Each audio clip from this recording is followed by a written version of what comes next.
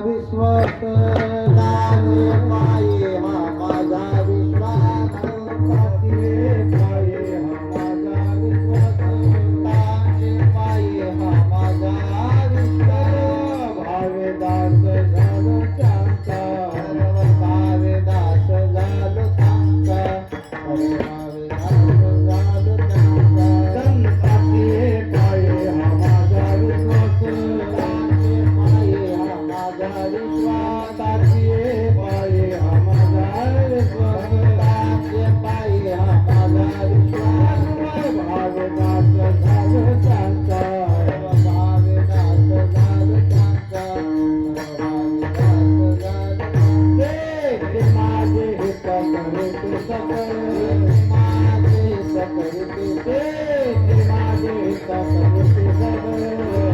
हित करते सकळ गोपाळ कृपा करे गोपाळ कृपा करे माझे हित करते सदा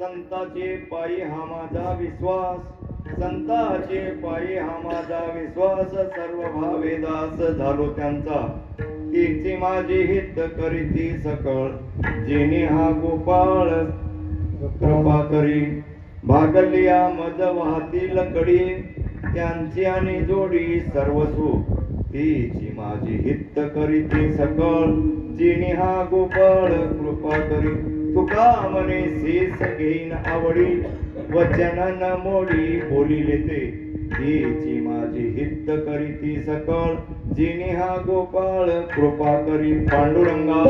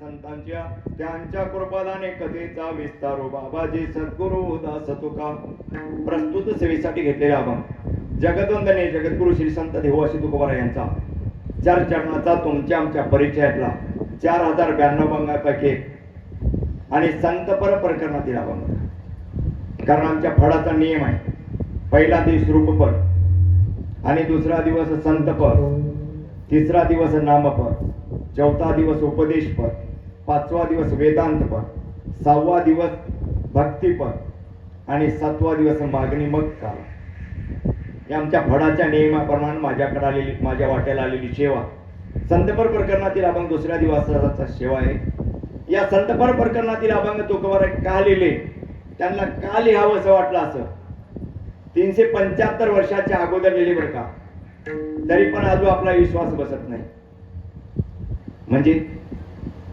काय म्हणायला पाहिजे या अभंगाचा थोडासा मार्मिक त्या ठिकाणी अर्थ घेण्याचा प्रयत्न केला संतांचं शरीर हे कशाचं माणसासारखं असतं 25 तत्वाचंच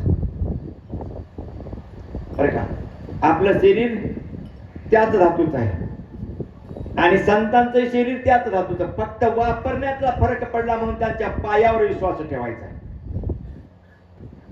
आणि आपल्या शरीराला जरी विश्वास ठेवला तरी पैकी नाही बोले जैसा चाले त्यांची वंदावी पावले संत त्या ठिकाणी शरीराचा योग्य वापर केले म्हणून त्यांच्या पायावर विश्वास ठेवायची वेळ आली ठेवा म्हणतात का संत हे सविच्छेने आलेले आहेत.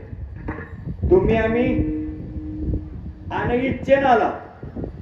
आपली इच्छा नसताना इकडे लोटलेली आहे. काय इच्छा नव्हती. 83,91,999 योनीमध्ये 1 कोटी वेळा जन्म घेतल्याच्या नंतर तिळे तिळे पुण्य साचा पडे तरीचे बहुता जन्मे जोडे नाम तुझी वाची चातुडे समागम घडे संता. या संतांच्या समागमामध्ये येणं, संतांचे शब्द आपल्या तोंडावर पडणं आणि हे मात्र त्या ठिकाणी माणसाच्या जन्मातच मिळतं, बाकीच्या जन्मात मिळत नाही. म्हणून तुकोबाराय म्हणले त्या ठिकाणी माणसाच्या जर जन्माला आला असेल तर टेंडल मध्ये बसूनच ऐकायचं. संतांच्या वचनावर विश्वास जर ठेवला तरच त्या ठिकाणी आईला तिरापासून पहिले तिरापर्यंत जाईपर्यंत सरळ मार्ग मिळेल, अन्यथा मिळणार नाही. मार्ग सरळ जर तुम्हाला रस्त्याने जायचं असेल तर तुमची साईड तुम्हाला धरून जावं लागेल ना, कारण रांग साईडने गेले तर सरळ जाईल. म्हणून रांग साईडने कधी जायचं नाही. संतांनी त्या ठिकाणी वाट दाखवून दिले, त्या वाटेने जायचं. बोलसेने भेटे पांडुरंग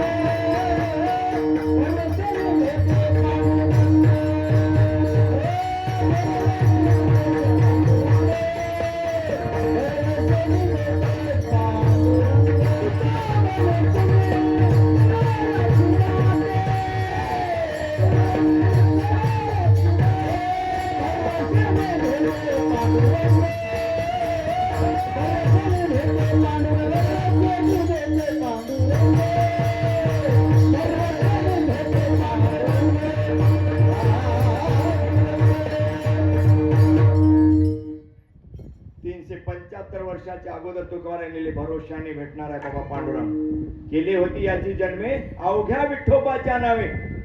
तुका म्हणे वर्मे जाणोनिया तरती. याच जन्मात होते, दुसऱ्या जन्मात काहीच होईना. मग या जन्मात होते पण त्या ठिकाणी काही माळ घालणाऱ्याच काही गुत्ता घेतलेले आहे, काही नामचिंतन करायचं नाही ऐकायचं. सगळ्यांचं सार्थक आहे. सकळांच्या पाया माझे दंड किंवा याती कुळ माझे गेले हरपून सगळ्यांसाठी आहे. पण त्या ठिकाणी ते माळकऱ्याचं त्या ठिकाणी गुत्ता आहे की काही किंवा हे आम्ही तिकडे नाही बा माळकरी नाही, तसं नसते. काही काही माळ घालून बी बाईमान वागतात, तर तुम्ही माळ घालणार ते बी जर बाईमान वागत नसाल तर तुम्हाला माणूस म्हणायला काय हरकत नसते बरं. म्हणून संतांच्या पायावर विश्वास ठेवायचा, संतांच्या वचनावर विश्वास ठेवायचा, तरच आपल्याला जीवन सुफळ होतं. सुफळ जर जीवन करायचं असेल तर. आणि संतांच्या पायावर विश्वास ठेवल्याच्या नंतर काय होतं तर तुम्हाला एका संतांच्याच उदाहरणातून सांगतो बघा. आता माझ्या कीर्तनामध्ये ॲडव्हर्टाईज नसते, ॲडव्हर्टाईज झालं की बरं वाटते काही लोकांना.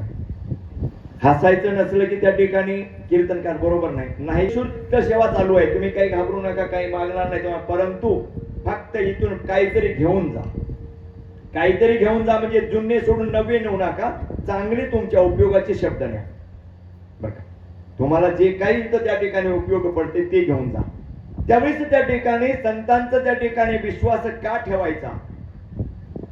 आणि हा विश्वास म्हणजे तुकोबार आहे. हा हे शब्द फार महत्वाचा आहे. संताची पायी हा शब्द त्या ठिकाणी या पूर्ण त्या चरणामध्ये हा एक शब्द महत्वाचा आहे. हा म्हणजे अनुभव आलेला, अनुभव आल्यापासून त्या ठिकाणी बोलणे. आता चंचल आणि चप्पल याच्यातला दोन्हीचा अर्थ एक होतो की का वेगळा होतो सांगा बरं. चंचल आणि चप्पल. बोलत जा, बोलत गेल तरच कीर्तन संपते, नाही तर संपना काला करून सोडतो. काला करू म्हणजे आजच्या केला. चंचल आणि चप्पल या दोन्हीचा अर्थ एक होतो का दोन होता तो.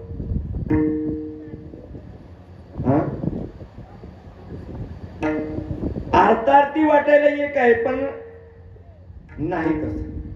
तुम्हाला सारखं दिसायला सारखं आहे पण तसं नाही. चंचलचं कार्य वेगळं आहे, दिशा वेगळी आहे आणि चपळची दिशा वेगळी. सांगतोय का चंचल कुणाला म्हणावं आणि चपळ कुणाला म्हणावं. चपळ म्हणजे एखादा माणूस एखादं काम हातात घेतलेलं आहे, पूर्ण काम केल्या वाचून दुसरीकडे त्या ठिकाणी मन जाऊ द्यायचं नाही. ते काम पूर्ण केल्यावरच दुसऱ्या कामाला हात लावायचं, त्याला म्हणतात चपळ. आणि एखादा माणूस काय करतो, हे काम करता करता ते काम करता करता ते करता करता त्याला चंचल म्हणायचं.